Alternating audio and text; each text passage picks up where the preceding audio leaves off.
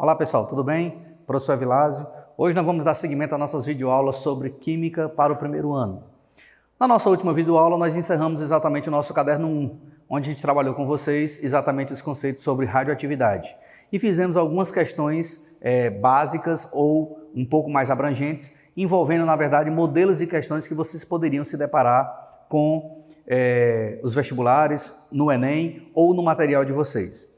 Bom, nesse momento agora, nós iremos dar seguimento às nossas aulas de Química do primeiro ano, falando agora sobre o caderno 2. Então, a gente vai entrar agora no nosso caderno 2 e no caderno 2, o nosso pontapé inicial é exatamente falando para vocês sobre uma coisa que os alunos dizem que seria o bicho-papão da Química, mas vocês vão ver que, na verdade, não se trata disso. Na verdade, é uma área bastante interessante, bastante promissora e que nos abriu as portas para que nós pudéssemos realizar as maravilhas na ciência que normalmente nós conhecemos, que é exatamente o assunto chamado de estequiometria. Nós vamos dividir as nossas aulas em 3 partes. Então, nós vamos ter a chamada estequiometria 1, que seria a nossa aula de hoje. Depois, nós vamos dar seguimento à estequiometria parte 2 e à estequiometria parte 3. Na estequiometria parte 1, o que é que eu gostaria de trabalhar com vocês aqui nessa nossa videoaula? É exatamente chamar a atenção de vocês da importância, o que é, na verdade, e qual a importância da estequiometria para o desenvolvimento da química de um modo geral.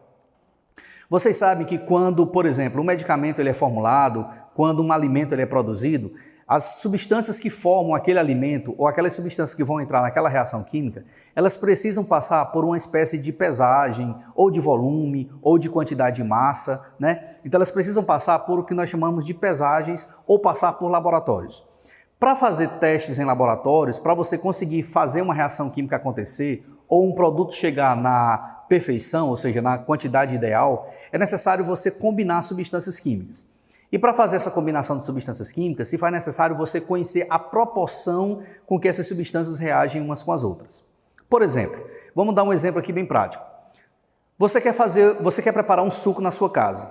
Você sabe que vai precisar, dentre outras coisas, de água, de açúcar, por exemplo, que vai adoçar, ou um adoçante qualquer de sua preferência, e vai precisar exatamente daquela substância que vai ser o seu refresco, né? o seu suco, a fruta que você vai utilizar ou o produto químico em forma de produto industrializado que você queira utilizar. Quando você prepara esse suco na sua casa, normalmente você ajusta o quê? Você ajusta o paladar. Então você vai colocando quantidade de água, quantidade de produtos, vai misturando e vai adicionando o açúcar, de modo que você encontre o melhor paladar para aquele suco que você preparou, né? Então, para isso, você tem que ajustar exatamente as quantidades com que você está manuseando os seus produtos. Então, estequiometria em química seria basicamente isso. Quando você faz uma reação química qualquer, é necessário você conhecer exatamente a proporção ou a forma como essas substâncias reagem entre si para que você obtenha novas substâncias, consequentemente, os produtos que você quer determinar. Então, estequiometria, a gente poderia dizer que é o estudo das relações entre as quantidades de reagentes e produtos envolvidos numa reação química. A gente sabe que numa reação química qualquer, pode ser qualquer uma delas, você tem de um lado os reagentes e você tem do outro lado os produtos. Esses reagentes, que são aqueles que vão iniciar a reação, eles apresentam átomos, né? Substâncias formadas por átomos. Assim como os produtos também apresentam substâncias, novas substâncias na verdade, obtidas desses reagentes, que também são formadas por átomos. Então veja, nós temos átomos do lado dos reagentes e nós temos átomos do lado dos produtos. O que é a estequiometria? A estequiometria é exatamente essa capacidade que você tem de, ao rearranjar esses átomos, você estabelecer uma relação de proporção entre essas substâncias iniciais e substâncias finais. Lembrando um princípio básico na química. Na natureza, nada se cria, nada se perde. Então o átomo ele não pode ser simplesmente surgido do nada, assim como ele também não pode ser sumido. Ou seja, você não pode destruir um átomo e nem pode trazer um átomo para uma reação que ele não existia. Então, na verdade, os átomos eles precisam estar em quantidades estequiométricas. A mesma quantidade que eu tenho do lado dos reagentes deve ser a mesma quantidade daqueles átomos que eu tenho que ter do lado dos produtos. Tá certo? Não necessariamente as substâncias precisam ser as mesmas, mas as quantidades de átomos precisam ser as mesmas exatamente para que você estabeleça a proporção entre eles, que é exatamente o que está no nosso esquema aqui. Então, de um lado você tem os reagentes, formados por substâncias que apresentam átomos, do outro lado nós temos os produtos, também formado por substâncias que apresentam átomos. Esses átomos, eles irão se rearranjar entre si, ou seja, substâncias antigas, que seriam os reagentes, vão dar origem a novas substâncias, que são os produtos, mas as quantidades de átomos entre eles precisa ser a mesma. Então, quando você faz isso, você na verdade está praticando o que nós chamamos de estequiometria. E o primeiro passo para que a estequiometria seja realizada é exatamente o ajuste dos coeficientes da sua reação. É o chamado ajuste estequiométrico. E esse ajuste estequiométrico se dá exatamente através do balanceamento da sua reação química. Mas para que você siga exatamente o passo a passo para fazer uma boa estequiometria, antes de resolver qualquer questão que envolva uma reação química, é necessário você seguir alguns passos. E eu coloquei aqui na forma de dicas para que a gente possa se habituar. Então eu coloquei aqui 4 passos fundamentais para que você realize antes de começar a fazer a sua questão. Então qualquer questão de química que envolva uma reação química, a primeira preocupação que você tem que ter é montar e balancear a sua equação química. Então, se o texto da sua questão ou o trabalho que você estiver realizando requer que você monte uma equação química para sinalizar a melhor forma de compreender aquele fenômeno que você está querendo estabelecer, então você escreve a sua equação colocando de um lado os reagentes, colocando do outro lado os produtos. E aqui fica uma dica. Vocês estão lembrados que nas nossas últimas aulas a gente trabalhou exatamente com isso. As reações químicas, elas são fenômenos químicos e elas são representadas através de equações químicas. E essas equações químicas, elas têm 2 aspectos, o aspecto qualitativo e o aspecto quantitativo. O aspecto qualitativo são exatamente as substâncias, os estados físicos, as setas, que são os símbolos que representam tanto os elementos químicos como os símbolos que são utilizados durante um processo de reação normal. Mas existe também o lado quantitativo. O lado quantitativo é exatamente a estequiometria da reação, ou seja, são os coeficientes que vão formar a proporção entre as substâncias e, consequentemente, entre os átomos das substâncias que realizam o processo químico. Então, o primeiro passo seria esse, montar e balancear a equação química. No segundo momento da nossa aula de hoje, nós vamos ver exatamente como é que se faz esse processo de balanceamento. Existem vários métodos de você balancear. Aqui, para o nosso conhecimento inicial no ensino médio, nós vamos trabalhar exatamente com o chamado balanceamento por tentativas, que é o que nós vamos ver no segundo momento da nossa aula. Depois que você montou e balanceou a sua equação química, o segundo passo qual é? Identificar quais são as substâncias envolvidas e os dados fornecidos. E aqui o aluno precisa ter exatamente uma paciência.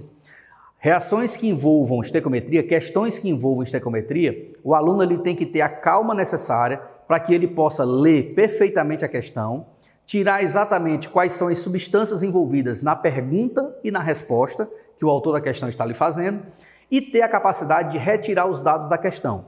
Então, normalmente vocês vão ver aqui que quando a gente for resolver algumas questões envolvendo estequiometria, eu vou ter sempre esse cuidado para que vocês possam utilizar isso aí como passo a passo. A gente tem que ter a noção exata de ler bem a questão, saber exatamente quais são as substâncias envolvidas na pergunta e na resposta, colocar esses dados do lado, principalmente todos os dados fornecidos, para que você possa se situar para saber quais são os dados que estão faltando e quais são os dados que você já tem à disposição para poder realizar o seu cálculo estequiométrico. O terceiro passo é você escrever a proporção em mol, ou seja, o terceiro passo é exatamente você estabelecer os coeficientes das substâncias que foram colocadas na reação química. E isso aí você vai fazer depois que você estabelecer o processo de balanceamento. Então, o ato de balancear uma reação química nada mais é do que o ato de você encontrar os principais coeficientes, de preferência os menores números inteiros possíveis para que aquela reação fique devidamente ajustada. Isso aí nós chamamos de coeficientes, e esses coeficientes nada mais são do que as quantidades de matéria ou o número de mols de cada uma daquelas substâncias. Depois que fez isso, o último passo seria o quê? Adaptar a proporção em mol às unidades usadas no enunciado da questão. E aqui, pessoal, fica uma dica importantíssima. Normalmente os alunos eles chegam à resposta da questão, mas muitas vezes não encontram a resposta correta por um simples detalhe. Ele está preocupado em realizar o cálculo, mas ele às vezes esquece de fazer os ajustes ou as adaptações necessárias. Um exemplo aqui bem prático. Às vezes a questão que envolva cálculo estequiométrico com massa, muitas vezes a pergunta ela pode ser feita em quilo ou grama e os dados da questão estarem em uma outra unidade de medida, miligrama, por exemplo, ou centigrama. Um outro exemplo é você resolver uma questão, os dados serem fornecidos em mililitro ou litro, e a questão ser dada, a resposta é o autor da questão, que é em metro cúbico. Então nós vamos ter no segundo momento das nossas aulas também exatamente essa capacidade de você ter de fazer essas mudanças, ou seja, essas adaptações nas unidades de medida. Então daí a importância de você ler bem a questão, o enunciado da questão, tirar todos os dados disponíveis e justamente fazer essas adaptações de unidade de medida que você necessita antes de resolver a sua questão, tá certo? Então, não esqueçam dessas 4 dicas importantes. Você pode utilizar sempre essas dicas, como se fosse um passo a passo, para que você resolva qualquer questão que envolva o cálculo estequiométrico. Então, a partir de agora, nós vamos ver exatamente o nosso segundo momento da nossa aula de hoje, que é exatamente trabalhar com o balanceamento das reações, e nós vamos ver um dos métodos, que é o chamado método das tentativas, e nós vamos exatamente colocar isso na prática, ou seja, fazer essas adaptações de unidade de medida e fazer um exemplo aqui bem prático para que vocês entendam como é que é feito exatamente esse passo a passo, tá ok? Bom, então vamos lá. Dando seguimento à nossa aula, nesse segundo momento nós vamos falar um pouquinho para vocês agora sobre o chamado balanceamento por tentativas. Não esqueça que o principal no cálculo estequiométrico é exatamente você ajustar os coeficientes de todas as substâncias que fazem parte da sua equação química. E o balanceamento é exatamente o pontapé inicial. Existem, pessoal, vários métodos de você balancear. Entre eles, o balanceamento por tentativas, que vai ser o tema da nossa segunda parte da nossa aula. E existe também ainda o chamado balanceamento por oxidação, balanceamento pelo íon elétron, E existem outros métodos que não requerem um conhecimento de química um pouco mais avançado, que nós não vimos agora ao nível de segundo grau, no ensino médio. Então a gente vai trabalhar basicamente com o método de tentativas, que com certeza você vai conseguir resolver praticamente 90 ou 99% de todas as suas questões que você encontrar na sua frente, ou seja na prova do Enem, ou nas provas de vestibular tradicional, ou nas questões que vocês vão se deparar na lista de exercícios de vocês, tá certo? Bom, para fazer o balanceamento por tentativas, a gente precisa dar uma explicativa justamente por que o nome tentativa. A palavra tentativa, pessoal, vem justamente dizer que você vai tentar ajustar até que você consiga encontrar os menores números inteiros possíveis. Evitem trabalhar com números fracionados. Sempre que você tiver a possibilidade de trabalhar com números inteiros, é muito melhor para você encontrar essa proporção. Então, o método tentativas é exatamente isso, é você ficar tentando, ajustando, substituindo números, até que você encontre aqueles melhores números que consigam ajustar a sua equação química. Mas para facilitar esse método por tentativas, existem algumas regrinhas que a gente poderia dizer aqui para vocês, que vocês também poderiam seguir como um passo a passo, que vai ajudá-los a resolver qualquer tipo de questão que envolva esse tipo de balanceamento. Então, são 3 passos bem simples.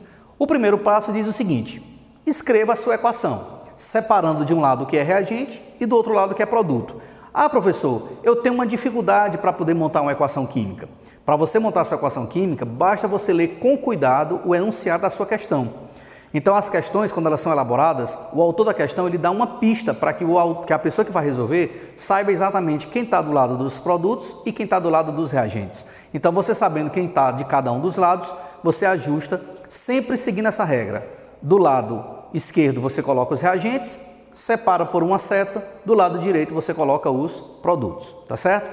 Feito isso, passa-se para o segundo passo. Qual seria o segundo passo? Você deve iniciar o balanceamento da sua equação química sempre dando ênfase aos metais, aos semimetais e aos ametais, ou seja, todas aquelas substâncias que não são o hidrogênio e o oxigênio. Esses ficam para um terceiro momento. Então, comece sempre balanceando aquelas substâncias ou aqueles elementos que são metais, semimetais e não metais, com exceção do hidrogênio e do oxigênio. Quando você balancear todos os elementos que não são o hidrogênio e o oxigênio, aí só assim você vai para o terceiro passo, que é quando você vai ajustar exatamente os coeficientes, primeiro do hidrogênio, depois o do oxigênio. Normalmente, quando você balanceia o oxigênio, a equação já está totalmente balanceada, então você vai só fazer o ajuste. E um detalhe aqui muito importante, que na verdade não faz parte desse passo a passo, mas que é importante que o aluno tenha em mente. Sempre que você escrever sua equação, começar a fazer o balanceamento e terminar de ajustar o balanceamento, tenha o cuidado de observar e conferir se aquele balanceamento realmente está correto. Porque qualquer erro que você cometa durante o balanceamento de uma reação, fatalmente vai você cometer um erro lá na frente, quando for feita alguma pergunta em cima daquele processo, tá certo? Bom, Para a gente não ficar solto, a gente vai fazer aqui exatamente um exemplo, né? Então eu coloquei aqui no quadro para vocês uma reação de dupla troca, onde você, na verdade, aqui você tem uma reação de neutralização, onde você tem a reação de um ácido, que é o ácido nítrico, reagindo com uma base, que é o hidróxido de cálcio. E dessa reação, nós temos a formação de duas novas substâncias, que são os nossos produtos, que seria o sal nitrato de cálcio e a molécula de água. Observe vocês que essa equação ela não está devidamente ajustada, é só para observar. De um lado você tem um nitrogênio, do outro lado você tem esse número 2 do lado de fora, que implica que há 2 nitrogênios desse outro lado. Então veja que o número de nitrogênio já não está batendo aqui. Um outro exemplo de ajuste que não está acontecendo é exatamente o processo de hidrogênio, oxigênio, que também não bate com a quantidade que está lá do outro lado. Então nós precisamos fazer, pessoal, esse ajuste.